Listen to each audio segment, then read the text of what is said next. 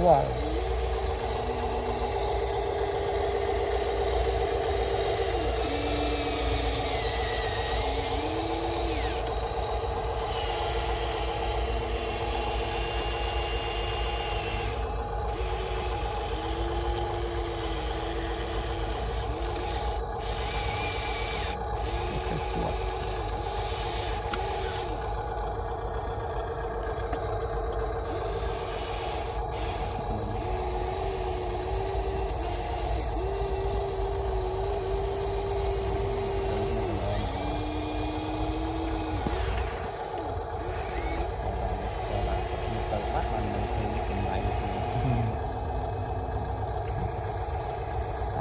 Con nhìn lại giờ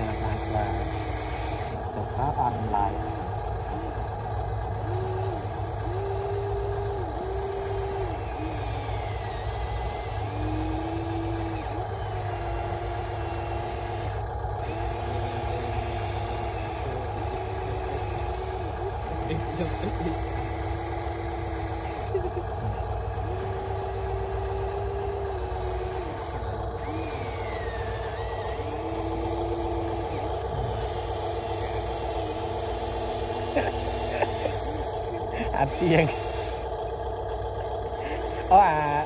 ăn tiền thịt bánh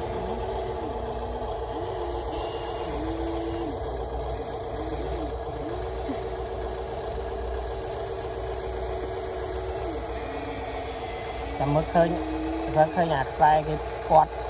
này á nè quạt tay cái quạt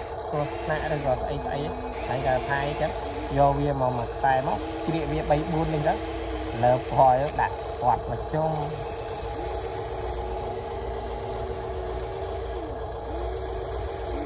đợt lạnh mẹ anh cho mưa nắng miên này gặp miền à mình nè ăn miên này trong nhà mưa ai cần ai từng lại bòn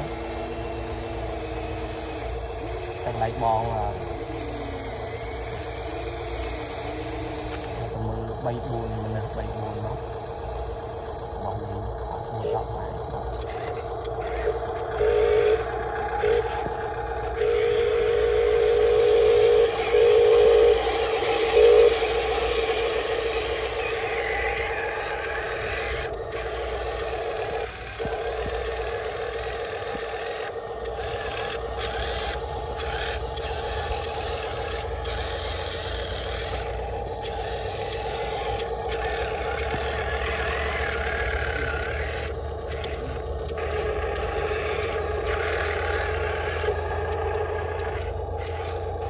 đặt mà ngay mui và hệ